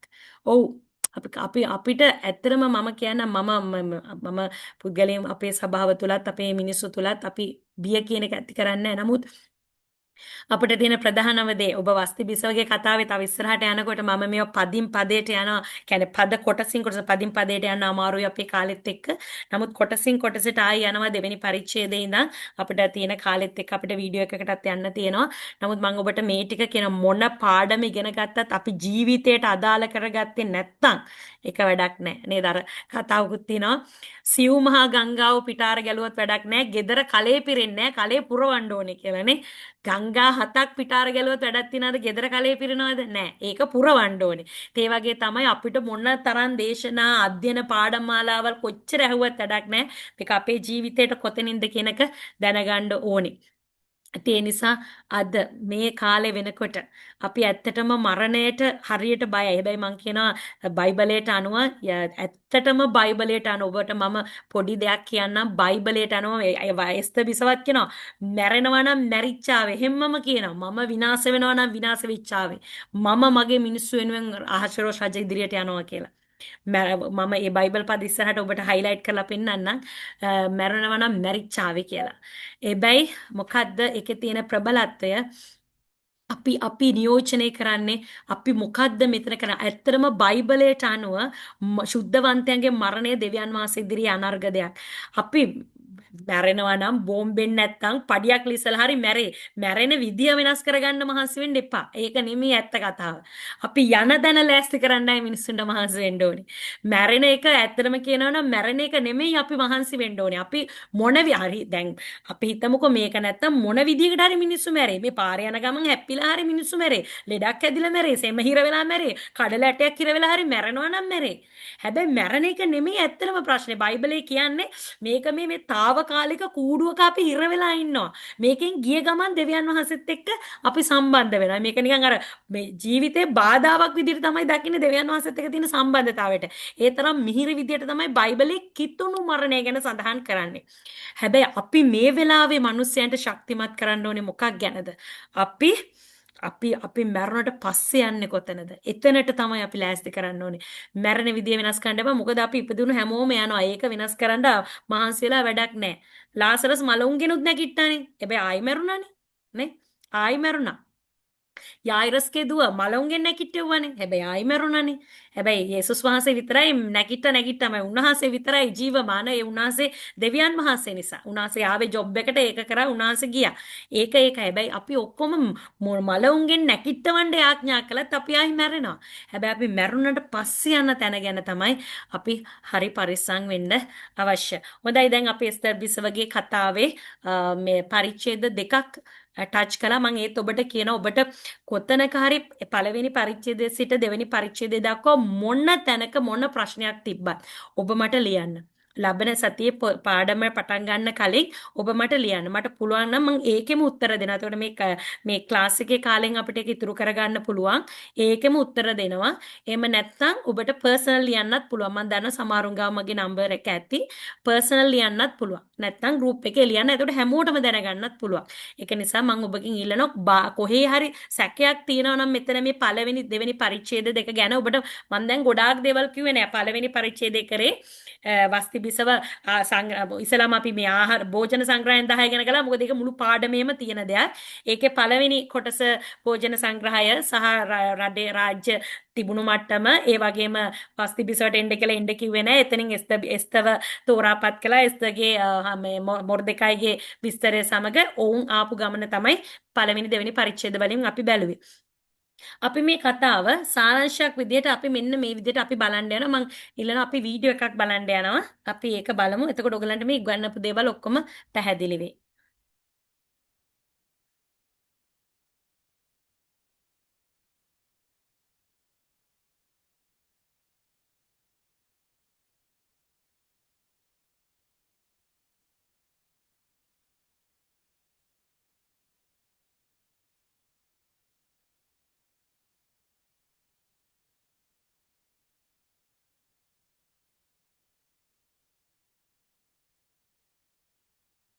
අපිට වීඩියෝ එක බලන්න පුළුවන්ද? සිස්ටර්ට පුළුවන් ෂෙයා කරන්න මම කෝහොස් දාලා තියෙන්නේ සිස්ටර් ෂෙයා කරන්න පුළුවන්. සිස්ටර් YouTube එක ගන්න මට ලින්ක් එක දාන්න මම මොනවද ඒ මාරි ෂෙයා කරන්න පුළුවන්. right. චුට්ටක් ඉන්න.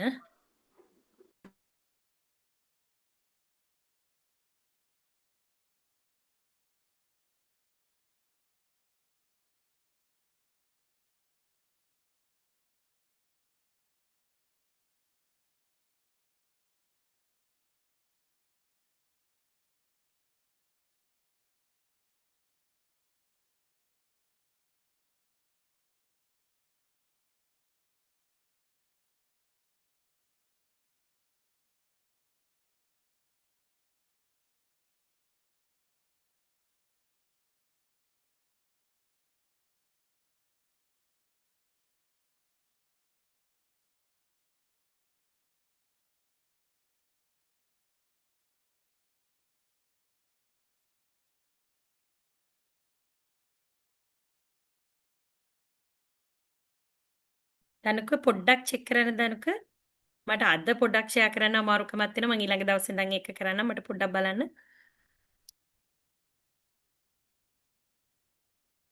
සිස්ටර් මට WhatsApp කරාද ලින්ක් එක? ඔව් WhatsApp කරේ. හරි සිස්ටර් අපි ප්ලේ කරන්න. Right. Okay.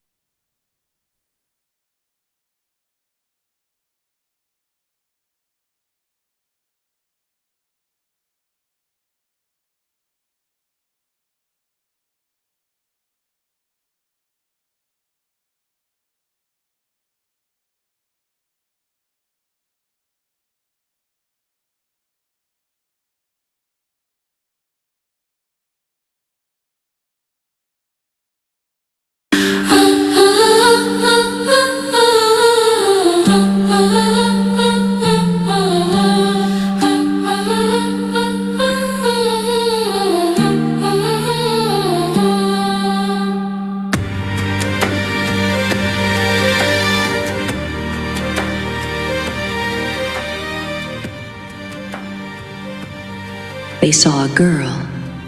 The Lord saw a weapon. Before the crown, before the throne, before my name was whispered in the corridors of power, I was being forged in the shadows.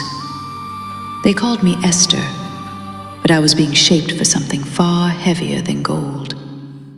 Not for the sake of beauty, not for the vanity of a king, but for a moment history did not yet see. The heavens were silent, yet his hand was already moving, tracing a path through the darkness of Susa. This is where the story truly begins. After these things, when the anger of King Ahasuerus had quieted, he remembered Vashti, what she had done, and what had been decreed against her. Now go.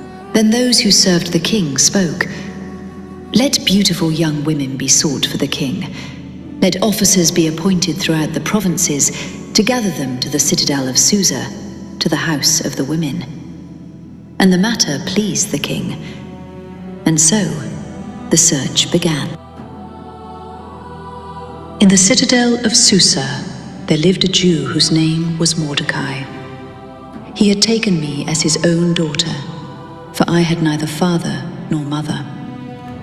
Before the palace, before the decree, before the king ever knew my name, I was called Hadassah.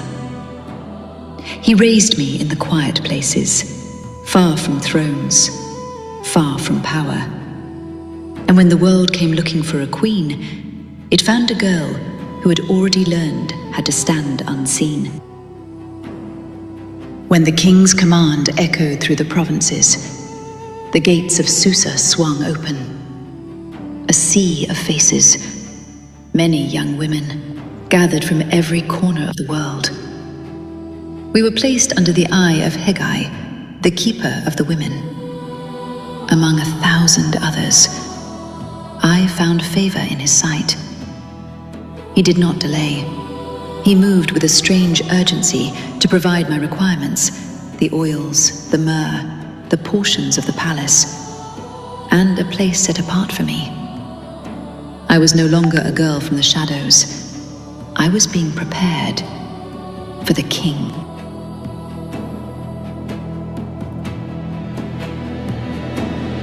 The waiting had begun. 12 months of purification before a single foot would touch the palace floor. 6 months in the oil of myrrh to heal the skin. 6 months in perfumes and balsams to sweeten the soul. Every day, the world outside Susa grew smaller. Every day, the weight of the crown grew heavier. Before anyone would dare stand before the king. When the night came, each woman was brought before the king. She was given whatever she desired to take with her from the house of the women to the palace. Such was the custom of the court. They walked toward the palace, clothed in the king's treasury, bearing their hopes in gold and their fears in silk. They would go in with the sunset and return with the dawn. To the second house, to the silence of Shashgaz, to a life of waiting for a name to be called that might never be spoken again. Then, my turn came. I saw the treasures of Susa laid before me, but I asked for nothing. I took only what Hegai advised, for I was not seeking a crown of gold. I was leaning into a promise. And in that hall of beauty, a strange thing happened. I found favor in the eyes of all who saw me, not for what I wore, but for what I carried. And so, I was taken to King Ahasuerus. I walked the final steps to the royal palace, toward a throne, and toward a choice that would change history. The air was cold in the 10th month, the month of Tebeth. I was taken to the heart of the empire, the royal palace of a king whose word was law. I did not know what the night would bring, or what the morning would demand of a girl from the shadows. But in that chamber of power, the Lord was moving. The king loved me above all others. He saw a crown where others saw a captive. He set the royal gold upon my head and named me queen in place of the one who was gone. Then came the celebration, the feast of Esther. Rest was proclaimed to the ends of the world. Gifts flowed with royal generosity. But beneath the sound of the trumpets and the laughter, a greater purpose was already awake.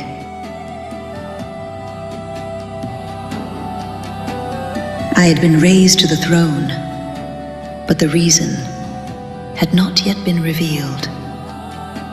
A crown had been placed upon my head, and a people were being placed upon my heart. The throne was secured, but the danger was still unseen.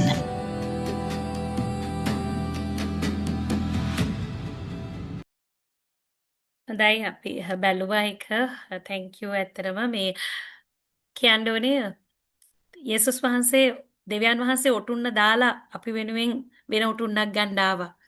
හැබැයි එස්තර්ගේ කතාව ඔබ දැක්කහම ඇයිගේ කතාව ඇයිගේ හඬින්ම ඒ විස්තර කිරීම ඒ තුලට බහැලා ඒ කරන වීඩියෝ එක තුල ඔබ දැක්කා. ඇත්තටම මේ දෙවියන් වහන්සේ අපිට ඔටුනු පළඳවනවා හේතුවක් ඇතුව. අපිට දැන් හිතනවා අපෝ හොඳ වෙලාවට ලංකාවෙන් පැනලා ආවේ දැන් පෙට්‍රල් පෝලිං කියයි අර පෝලිං කියයි මේ පෝලිං කියයි යන්තම් ඇති අපි මෙහි. ඔබට මම එකක් කියන්නම් ඔබව දෙවියන් වහන්සේ යම් කිසි තැනකින් යම් කිසි තැනකට එසෙව්වද ඒ ඔසවන්නේ නිකන් නෙවෙයි. උන්වහන්සේ ඔබව යම් කිසි තැනකට ගෙනියන්නේ නිකන් නෙවෙයි. හොඳට මතක තියාගන්න. ඇයට ලැබුණු කරුණාව ඇය ජීවත් වෙච්ච තැනින් ඇය ගිය තැන ඇය ඇඳපු විදියෙන් ඇය අඳින විදිය ඇයගේ හැම දෙයක්ම සම්පූර්ණයෙන්ම U-turn එකක් වුණා. සම්පූර්ණ U-turn එක හිතා ගන්නවත් බැහැ.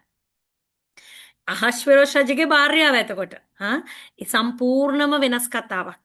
හැබැයි මම ඔබට කියනවා අපේ දෙවියන් වහන්සේ අපිව යම්කිසි තැනකට ගෙනියන්නේ ඔබ දැක්ක මෝසෙස්ව රජකමෙන් එළියට ගත්තත් සැලැස්මට.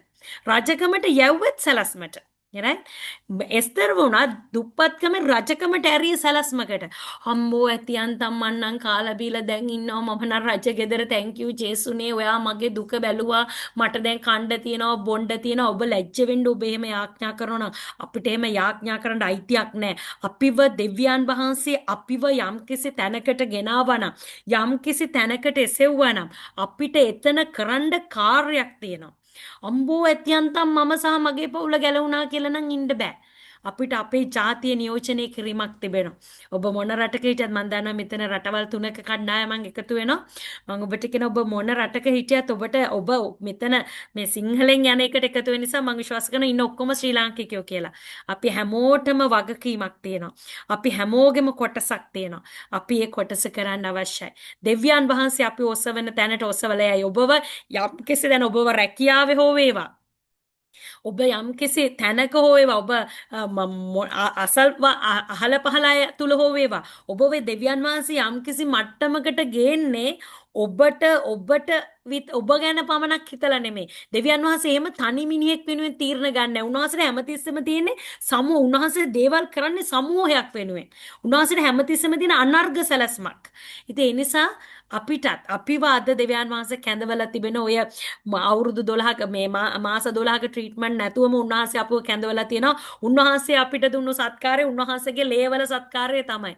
උන්වහන්සේගේ ලේවලින් තමයි අපිව හොදලා ගත්තේ. අපිට වෙන මොනවද ඔයිල් ට්‍රීට්මන්ට්ද අරවද මේවද අපිට මුකුත් දුන්නේ නැහැ.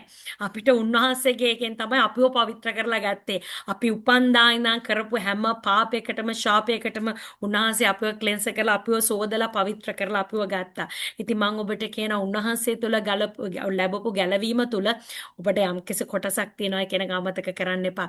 එස්තර් පොත ඔබ චුට්ටක් දැන් තව ඉස්සරහට මම එකින් එකකට සංසන්දනය කරන එදා සහ අද පෙර සහ පසු කොහොමද මේක වෙනස් වුනේ කියලා සම්පූර්ණ දෙවියන් වහන්සේගේ දරුවට පුළුවන් දේවල් ජාතීන් රාජ්‍යයන් සම්පූර්ණයෙන්ම වෙනස් කරන්න. ඒ බලය දෙවියන් වහන්සේ අපිට දුන්නා. ඉතින් අපි ඒකට සූදානම් වෙමු. ඒ වගේම මට හරි සතුටුයි යෝජනාවක් ඇවිත් තිබෙනවා. අධිරාජ්‍යයන් වල පිළිවෙල අපි ඔවසිරියානු අධිරාජ්‍යය, බබිලෝනිය අධිරාජ්‍යය, ඊට පස්සේ පර්සියානු අධිරාජ්‍යය, ග්‍රීක අධිරාජ්‍යය, රෝම අධිරාජ්‍යය මේවා ආවේ කොහොමද? මේවා මොන කාලවල වලද තිබුණේ? මේවා අධිරාජ්‍යයක් කවුද කොපමණ කාලයක් පැවතුනාද අපිට පුළුවන් නම් සිතියම් වලින් ඔබ බැලුවොත් මේ ගිය ඔක්කොම අධිරාජ්‍යයන් මහා බලවත් ප්‍රබල අධිරාජ්‍යයන් ගොඩක් තමයි තිබුණේ. ඉතින් අපි ඒවා ගැන අපේ පොඩි විස්තරයක් ලබන සතියේ ක්ලාස් එකේදී ඔබට මම මේ පෙන්වන්න යනවා මේ අධිරාජ්‍යයන් පාගෙන මොකද ඒක ඔබට වැදගත්. බයිබලයේ වුණත් ඔබට මේ කාලේ. එතකොට ඔබට නිකන් ටක් ගාලා ඔලුවට යනවා මේ කොයි කාලෙද කියලා. මොකද බයිබලේ ඔබ හිතන්න එපා සම්පූර්ණ ඕඩර් එකට තියෙන්නේ කියලා. අධිරාජ්‍යයන් මාරු වෙලක් තියෙනවා. එතකොට ඔබට යම්කිසි සිදුවීමක් දැක්කොත් අහවල් රජුගේ කාලේ අහවල් අධිරාජ්‍යගේ කාලේ කියලා ඔබ දන්නවා මේ සිද්ධිය සිද්ධ වුණේ මේ සිද්ධියට කලින්. එහෙම කියලා ඔබට යම්කිසි අවබෝධයක් ටක් ගාලා ගන්න පුළුවන්. දැනට ඔබට තියෙන පහසුම දේ තමයි ඇත්තටම රෝම අධිරාජ්‍ය කාලේ තමයි අලුත් ගිවිසුමේ ඔක්කොම තියෙන්නේ. පරණ ගිවිසුම ඔක්කොම අනිත් අධිරාජ්‍යයන් 4 යටතේ තමයි තියෙන්නේ. ඉතින් ඒ පරණ ගිවිසුම තෝර ගැනීමනේ ලස්සනම දේ. ඉතින් ඒක මොන අධිරාජ්‍යයන් යටතේද කියන එක අපි චුට්ටක් පොඩි විස්තරයක් බලන්න යනවා. ඒක ඇත්තටම එස්තර පොතේ විතරක් නෙමෙයි. ඒක පරණ ගිවිසුමේ මොන පොතක් කිව්වත් ඔබට ටක් ගාලා තේරෙනවා මේක මේ කාලේ කියන එක ඔබට ටක් ගාලා ඔලුවට යන නිසා. ඉතින් මම හරි සතුටු වෙනවා අපේ බ්‍රදර් නලින් ඉල්ලීම රික්වෙස්ට් එක කරලා තියෙනවා. ඒක අපි ලබන සතියේ බලන්න යනවා. හොඳයි එහෙනම් මම හිතාගෙන හිටියේ හරියට මට හිතියට ඉවර කරන්න. නමුත් විනාඩි 12ක කාලයක් ටිකක් වැඩිපුර ගිහින් තියෙනවා. 9ට අපේ තව ප්‍රයා මීටින් එකක් තියෙනවා. 9ට කියන්නේ මෙහෙ වෙලාවෙන් ඩුබයි වෙලාවෙන් 9ට ප්‍රයා මීටින් එකක් තියෙනවා. ඒ නිසා මම මේ වෙලාවේදී කාලය අවසන් කරනවා. තව සති 3ක් තියෙනවා දිගටම එන්න. මං හරි ආසයි ඔබ ප්‍රශ්න අහන්න. ඔබ අහලා තියෙනවද පිරුණු කලේ දිනසලේ කියලා? ඔව්. පිරුණු කලේ දියසල වෙන්නේ නැහැ. ඉතින් ඔබ ප්‍රශ්න අහනකොට මට එක දෙයක් තියෙනවා. එහෙනම් ඔක්කොම තේරිලා. ඒක තමයි ප්‍රශ්න අහන්න නැත්තේ. එහෙම සතුටක් එනවා. හැබැයි මුකුත්ම නැති කලෙත් දීසල වෙන්න හෙලවෙන්න මුකුත් නැහැනේ. ඔබට මුකුත්ම තේරුන්නේ නැද්ද කියලා ප්‍රශ්නයක් තියෙනවා. ඒ නිසා මම ඔබට කියනවා මම ආසයි ඔබ මොන හරි ලියනවා නම් group එකේ ඔබට මොන හරි ප්‍රශ්න තියෙනවා නම් මම ආසයි ඔබ ඒවා දැනගන්න ආසයි නම් ඉගෙන ගන්න ප්‍රශ්න අහලා තමයි අපි ඉගෙන ගන්න ඕනේ. ඉතින් ඔබ අහන්න මොන හරි දෙයක් තියෙනවා නම් ඔබ අහන්න තව මීට අමතර දේවල් දැන් අපි අධිරාජ්‍යයන් ගැන ඉගෙන ගන්න යන්නේ අමතරව. නමුත් අපිට ඒක වටිනවා මොකද මේවත් අධිරාජ්‍ය මේ පොත්වල හැම දෙයක්ම තියෙන අධිරාජ්‍යයන් යටතේ. ඔබ දන්නා දාවිත් රජතුමාට පස්සේ ඊට පස්සේ අධිරාජ්‍යයන් රෙහබෝවම් දාවිත් රජතුමා සලමොන් රජතුමාගේ පස්සේ රෙහබෝවම් මේ කාලෙන් පස්සේ ඔක්කොම අධිරාජ්‍යයන් වලට වෙන් වෙලා කැඩිලා ගියා. ඉතින් එදායින් පස්සේ ඔක්කොම අධිරාජ්‍යයන් යටතේ ලියවෙන පොත්පත් තමයි තියෙන්නේ. ඉතින් ඒ නිසා අපිට මේක වැදගත් මේවා ඔක්කොම දැනගන්න එක. ඉතින් ඒ නිසා අපි ගැන බලන්න යනවා. හොඳයි එහෙනම් අනේ හැමෝටම බොහොම ස්තුතියි ඔබ අහගෙන හිටියට. අපි ලබන සතියේත් හරියටම මේ වෙලාවට නෙමෙයි මේ වෙලාවට આવුත් ක්ලාස් එක ඉවරයි. හරියටම මෙහි වෙලාවෙන් 7:00 ලංකාව වෙලාවෙන් 9ට අපි සම්බන්ධ වෙමු. රයිට් බොහොම ස්තුතියි සිස්ටර් ස්වාමීන් වහන්සේ ස්තුතියි වේවා ප්‍රශංසා වේවා ඔයගලන්ට ලින්ක් එක මම chat box එකේ දාලා තියෙනවා අපේ බයිබල් ස්ටඩි group එකේ WhatsApp link එක ඔයගලන්ට ඒ link එක ක්ලික් කරලා අපේ group එකට join වෙන්න පුළුවන් නැත්නම් ෆාදර් වෙස්ලිත් ඔයගලන්ට ඒ link එක share කරයි ඔයගලන්ට ලබන සම්දුදාත් අපිත් එක්ක join වෙන්න රාත්‍රී 9ට ලංකාවේ වෙලාවෙන් මාලදිව වෙන වෙලාවෙන් රාත්‍රී 8:00ට ඔබ ඩුබායි වලින් සම්බන්ධ වෙනවා රාත්‍රී 7:00ට ඔබට අපිත් එක්ක සම්බන්ධ වෙන්න පුළුවන්. ඉතින් හැමෝටම ආශිර්වාදමත් සතියක්. ඒ වගේම මතක් කරනවා සිකුරාදා දේවමයත් මාලදිව වෙන වෙලාවෙන් රාත්‍රී 7:00ට ලංකාවේ වෙලාවෙන් ලංකාවේ වෙලාවෙන් 7:00ට මාලදිව වෙන වෙලාවෙන් රාත්‍රී 7ට. ඒ same link එකෙන් ඔබට අපේ Friday service එකත් එක්ක join වෙන්න පුළුවන්. ඉතින් ඒකින්ද මම ආරාධනා කරනවා සිස්ටර් අපි යාඥාවක් කියලා අවසන් කරමු කියලා. හොඳයි අපි යාඥා කරමු. Hallelujah. ස්වාමිනේ ප්‍රශංසා වේවා ස්වාමිනේ ඔබට ස්තුති වේවා. මහිමාන්විත ජීවමාන දෙවි පියාණනේ ස්වාමිනේ ඔබට අනේක වාරයක් ස්තුතිවන්ත වෙනවා මේ අනර්ග කාලය නිසා ස්වාමිනේ ඔබ වහන්සේගේ වචනේ කිසිම අකුරක් හේතුවක් නැතුව ආවේ නෑ ස්වාමිනේ ඔබ වහන්සේ දුන්නු සෑම ඔබ වහන්සේගේ වචනේ සෑම පුද්ගලයෙක් සෑම දෙයක් අද දවසේ ජීවමානව අපිට කතා කරන නිසා ස්තුතිවන්ත වෙනවා ස්වාමිනේ එදා එස්ත පොත තුල ඔබ වහන්සේ තැබුව ඔබ වහන්සේගේ දරුවෝ ගැන ඔබ වහන්සේගේ තිබෙන සැලැස්ම ඔබ වහන්සේ තබා තිබෙන අලංකාර ස්වාමිනේ පිළිවෙත් ගැන ඉගෙන ගන්නට දෙවි පියාණන් අපි එක්කෙනෙක් කෙනාට උපකාර කළ මැනව ශුද්ධාත්මනි ඔබ වහන්සේගේ ඉහළින් එනව මඟ පෙන්වීම දුන මැනව දැන් අපි විශේෂයෙන් යාඥා කරනවා ස්වාමිනේ මේ හා සම්බන්ධ වෙන සෑම කෙනෙක් ස්වාමිනේ ඒගොල්ලන්ගේ සෑම පවුලක් රැකියාවක් ස්වාමිනේ සියලු දෙයක් මත ඔබ වහන්සේගේ කරුණාව නිදහස් කළ මැනව ඔබ වහන්සේගේ මඟ පෙන්වීම තැබුව මැනව ස්වාමිනේ ඔබ වහන්සේගේ ආශිර්වාදය නිදහස් කළ මැනව දැන් දෙවි පියාණනි මුළුමනින්ම අපි බාර කරනවා කැප කරනවා අති උතුම් වූ යේසුස් වහන්සේගේම නාමයෙන් ආමේන් ආමේන් ආමේන් හලෙලූයා බොහොම ස්තුතියි සිස්ටර් ලබන සඳුදාත් අපි හම්බ වෙමු හැමෝන්ටම ආශිර්වාදමත් සතියක් ඔබට යාඥා ඉල්ලීම් මොනාර තිබෙනවා නම් අපිට එවන්න අපි ඔබ ඒ දිසා ඔබට මැදහත් කාර්යක්‍රම කරන්න සූදානම් නැවත වාරයක් මතක් කරනවා chat box එකේ link එක තියෙනවා ඒ link එක ක්ලික් කරලා අපේ Bible study group එකට join වෙන්න හැමෝන්ටම ආශිර්වාදමත් සතියක් සුබ රාත්‍රියක් යේසු පිටයි යේසු පිටයි